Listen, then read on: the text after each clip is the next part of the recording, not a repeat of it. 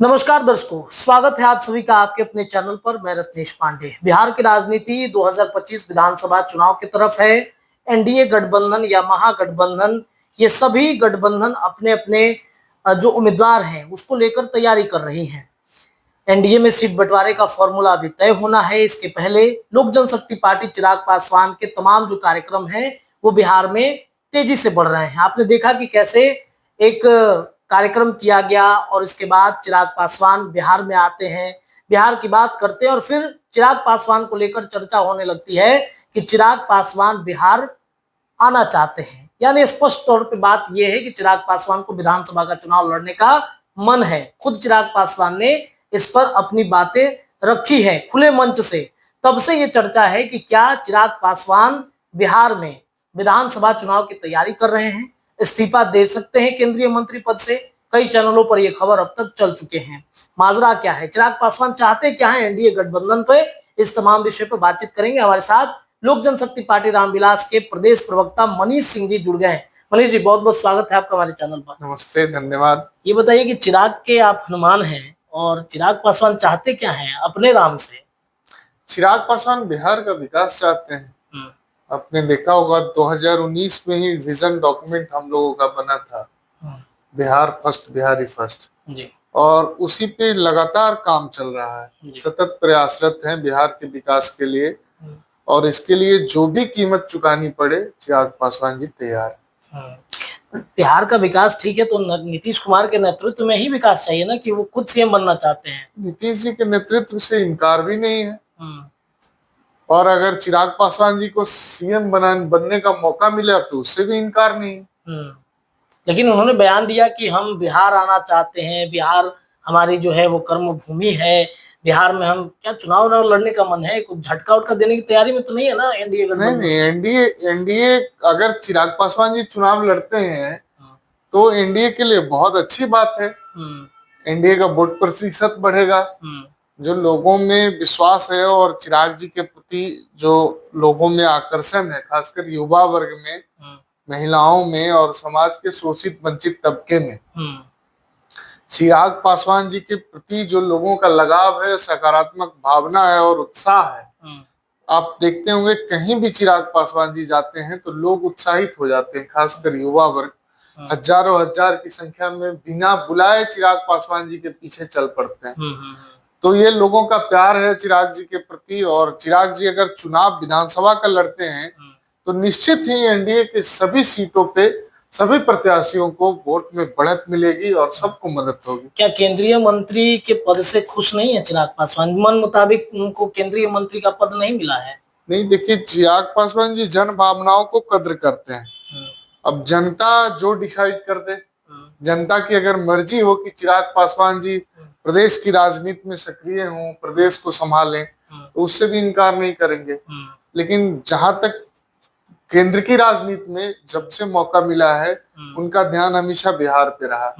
अब केंद्र में मंत्री बनने के बाद पहला बजट में इनको मौका मिला, इन्होंने दो बड़ी योजनाएं, एक निफ्टेम कॉलेज और दूसरा मखाना बोर्ड, क्योंकि खाद्य प्रसंस्करण विभाग के द्वारा प्रस्ताव दिया गया और माननीय प्रधानमंत्री जी ने उन प्रस्तावों को स्वीकार किया और उनकी स्वीकृति दी और बिहार में दो बड़े योजना लाने में सफल हुए चिराग पासवान जी। तो इन सब कार्यशैली से दिखता है कि चिराग जी का ध्यान हमेशा बिहार पे केंद्रित है और जो उनका विजन था बिहार फर्स्ट, बिहारी फर्स्ट का, आज केंद्र में रहकर भी उसी के लिए काम कर रहे हैं। तो मुझे लगता है कि अगर बिहार की राजनीति में सक्रिय भूमिका में चिराग पासवान जी आए तो बिहारियों के लिए बहुत बेहतर कर सकते। चिराग पासवान को केंद्रीय मंत्री बने हुए लगभग 1 साल होने जा रहे हैं। 1 साल में बिहार की जनता से उन्होंने जो वादे किए कि फूड प्रोसेसिंग विभाग, अगर वो केंद्रीय मंत्री बनते हैं तो किसी विभाग में, फूड प्रोसेसिंग विभाग का फैक्ट्री अभी तक नहीं कहीं पे, मतलब ये नहीं लगा। 7 बड़ी कंपनियां, आप उसकी जानकारी इकट्ठा कर लीजिए। ताज होटल में पिछली बार बैठक हुई जिसमें फूड प्रोसेसिंग की 7 बड़ी कंपनियों ने बिहार सरकार के साथ एमओयू पे हस्ताक्षर किया और 7 फूड प्रोसेसिंग के जो टॉप 7 कंपनी है देश के अंदर, वो बिहार में अपनी प्रोजेक्ट लगाने जा रही है। जगह कौन सा होगा? हाजीपुर? जगह आप कंपनी अपने हिसाब से, अपनी सुविधा के हिसाब से डिसाइड कर लेगी। उसको व्यापार, जिस कंपनी को व्यापार करना है, कंपनियां अपनी सुविधा के, अगर उनको सहयोग की आवश्यकता होगी तो हम लोग सहयोग करेंगे, राज्य सरकार से भी बात करेंगे। अगर हाजीपुर में उनको जमीन चाहिए तो हाजीपुर में भी जमीन उपलब्ध कराया जाएगा। बिहार सरकार पूर्णतः सहयोग की भूमिका में है और यहाँ नए उद्योगपतियों को विकास के लिए, रोजगार के लिए सतत प्रयासरत है। बिहार सरकार भी पूर्णतः सहयोग कर रही है, कहीं से कोई दिक्कत नहीं। कोई दिक्कत नहीं है एनडीए गठबंधन में आप लोगों का? बिल्कुल, सीट बंटवारे पे कुछ दिक्कत है? कोई दिक्कत नहीं, 100% कंफर्टेबल है। अगर दिक्कत भी होगी भी तो हम लोग एनडीए में गठबंधन की फॉर्म पे बात किया जाता है। कितनी सीट चाहिए लोक जनशक्ति पार्टी को? डिमांड तो 40 सीटों की है, कभी कही जाती है कि 243 पर तैयारी है। सीट कितनी चाहिए लोक जनशक्ति पार्टी? निश्चित नहीं, हम लोग 243 सीटों पे तैयारी में हैं और हमेशा तैयारी के मूड में ही रहते हैं। 24 घंटा एनडीए चुनावी मूड में, खासकर लोक जनशक्ति पार्टी के कार्यकर्ता अपने नेता के आदेश के अनुरूप 24 घंटा चुनावी मोड में रहते हैं। लेकिन इसका मतलब ये नहीं हुआ कि 243 सीट पे हमारे प्रत्याशी चुनाव लड़ेंगे। 243 सीट पे हमारे नेता के समर्थन से जो भी प्रत्याशी चुनाव लड़ेंगे हम लोग उनका सहयोग करेंगे और जितनी ऊर्जा से हम लोग 100% स्ट्राइक रेट को अचीव किए लोकसभा चुनाव में, उसी उत्साह के साथ और उसी ऊर्जा के साथ 243 सीट पर एनडीए के सभी प्रत्याशियों के लिए हम लोग काम करेंगे और 100% स्ट्राइक रेट को फॉलो करने का प्रयास। सीट कितना चाहिए अभी तक कंफर्म नहीं हो पाया? कुछ तो चर्चा चल ही रहा होगा अंदर में। नहीं, सीटों की बंटवारा पे और वो केंद्रीय नेतृत्व का फैसला है और गठबंधन के फॉर्म पे बात होता है। अगर हम कह दें या किसी भी दल के कोई कार्यकर्ता मीडिया में आकर कोई बयानबाजी करते हैं तो ये गठबंधन धर्म के अनुरूप नहीं है। मीडिया में इन विषयों पे कोई बातचीत नहीं होनी चाहिए। गठबंधन के फॉर्म पे बातचीत हो, नेता डिसाइड करेंगे किनको कितना सीट देना है कि, लेकिन जो नैतिक रूप से पार्टियों की समझौता हुई है और जो गठबंधन का कार्यक्रम तय हुआ है, साझा कार्यक्रम प्रदेश से लेके बूथ स्तर तक चलाया जा रहा है। नीतीश कुमार से मुलाकात हुई, तस्वीरें काफी सुखद तस्वीरें सामने आई। लोगों को लगा कि नीतीश कुमार बात मान गए चिराग पासवान की, जितना सीट वो चाहते हैं वो सीटों पर डील हो चुकी है। क्या मतलब चर्चा चला? अब लोगों ने कैसे जान लिया कि सीट पे बात करने गए? चाचा भतीजा का जोड़ी है, चुनावी साल है तो चुनावी साल है, अगर जाएंगे तो सीट पे ही सबसे ज्यादा चर्चा होगा ना। कि सीट हमारे लिए प्रायोरिटी ही नहीं है। हमारे लिए प्रायोरिटी है जनता का विकास। जनता की समस्याओं को लेकर गए, समस्याओं का निराकरण का आश्वासन मिला, सकारात्मक बातचीत हुई। तो जरूरी नहीं है कि कई बार चिराग पासवान जी या हमारे पार्टी के नेता लोग मुख्यमंत्री जी से जब भी प्रदेश में कोई भी सहायता की आवश्यकता महसूस होती है जाकर मिलते हैं और वो मदद करते हैं, वो हमारी बातों को सुनते हैं, प्राथमिक तौर पे उसका निराकरण करते हैं समस्याओं का। अच्छा, एक सवाल है कि 2020 में चिराग पासवान जदयू के सीट पर अपना उम्मीदवार उतारे थे। कहा जा रहा है कि नीतीश कुमार उस दर्द को अभी तक भूले नहीं है। क्या सब कुछ ठीक है या फिर अंदर अंदर कुछ ना कुछ चल रहा है जेडीयू और लोजपा के बीच? अगर दर्द को भूले नहीं तो फिर गठबंधन कैसे करते? गठबंधन करने का मतलब ही हुआ कि पुरानी बात सब जो बीत गई सो बात गई। अब हम लोग नए दौर में नए कहानी को लिख रहे हैं। एनडीए एक इतिहास रचने जा रहा है। पहली बार लोजपा, भाजपा और जनता दल यूनाइटेड तीनों पार्टी एक साथ चुनाव लड़ रही है। अब तीनों का वोट प्रतिशत अगर आप जोड़ लीजिएगा तो कहीं कोई विपक्ष टिकता भी नहीं। मांझी जी और उपेंद्र कुशवाहा को छोड़ दिया। मांझी जी और उपेंद्र कुशवाहा जी तो है ही हमारे साथ में, लेकिन एनडीए के साथ वो लोग पहले भी लड़े हैं। हमारी पार्टी की स्थिति रही है कि 2010 में हम लोग राजद के साथ लड़े, 2015 में अलग होकर लड़े। तो कभी हम लोग जेडीयू, भाजपा और ये लोजपा तीनों पार्टी एक साथ चुनाव नहीं लड़ी। और जब तीनों मजबूत जनाधार वाला तीन पार्टियां बिहार की तीनों एक साथ अगर चुनाव लड़ेगी तो निश्चित तौर पे हमारे पक्ष में जनता का रुझान होगा। और जो पूर्व का वोट प्रतिशत रहा है अगर आप जोड़ लीजिएगा तो एक तरफा आपको दिखाई देगा। नीतीश कुमार से मुलाकात के बाद कल एक तस्वीर आई, तेजस्वी और चिराग पासवान मिल रहे थे, काफी देर तक बातचीत भी चली है।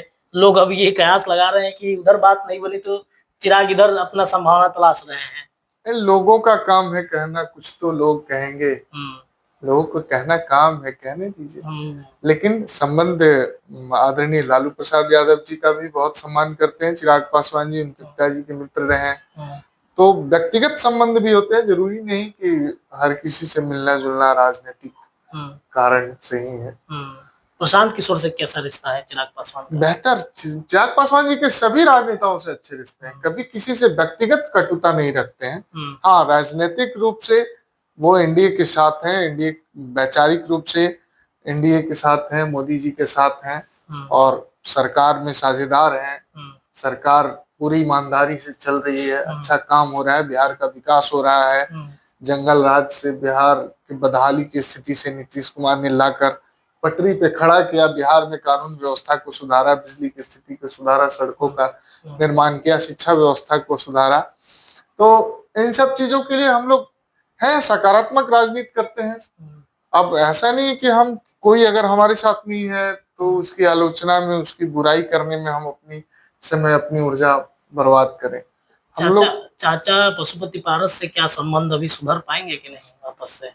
नहीं, पारिवारिक संबंध तो ठीक ही है, चाचा भतीजा है, परिवार है, लेकिन अब वो व्यक्तिगत रूप से जिस प्रकार से प्रताड़ित कर रहे हैं आदरणीय चिराग पासवान जी को या उनकी माता जी को, ये सब चीज ठीक नहीं है। चाचा हैं, घर के गार्जियन हैं, परिवार का मालिक जो है वो सब, उसके लिए सब समान होना चाहिए। तो भेदभाव की भावना से ऊपर उठकर और चाचा जो अपनी पृष्ठभूमि तैयार की है, उनसे थोड़ी सी उनकी मानसिकता में सुधार लाने की आवश्यकता है। बेटा और भतीजा में कोई फर्क नहीं होता है, ये भेदभाव की भावना नहीं रखनी चाहिए। एक अंतिम प्रश्न है, 243 में कितनी सीटें एनडीए जीतेगा 2025 विधानसभा में? 240 प्लस। 240 प्लस, लेकिन आपके नेता तो 240 से कम ही बताते हैं कि उससे ज्यादा होना चाहिए। नेता का कैलकुलेशन एक्चुअल होता है ना, नेता को जो वास्तविक स्थिति है उससे भी कम बता रहे हैं। 400 पार भी हुआ था, नारा लगा था, लेकिन 400 पार क्या 300 पार भी नहीं हो पाया। तो वो परिस्थितियां कुछ और थी, ये परिस्थितियां कुछ और है।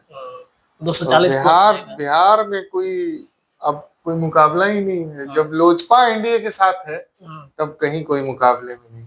चलिए, बहुत बहुत धन्यवाद बातचीत करने के लिए। तो लोजपा, जेडीयू और भाजपा, ये तीनों इस बार वोट प्रतिशत बढ़ाएगी।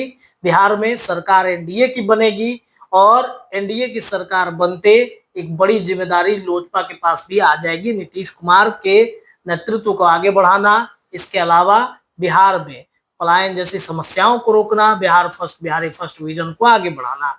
आपको क्या लगता है? अपनी राय कमेंट सेक्शन में आप डाल सकते हैं। चैनल पर नए हैं तो चैनल को सब्सक्राइब कीजिएगा।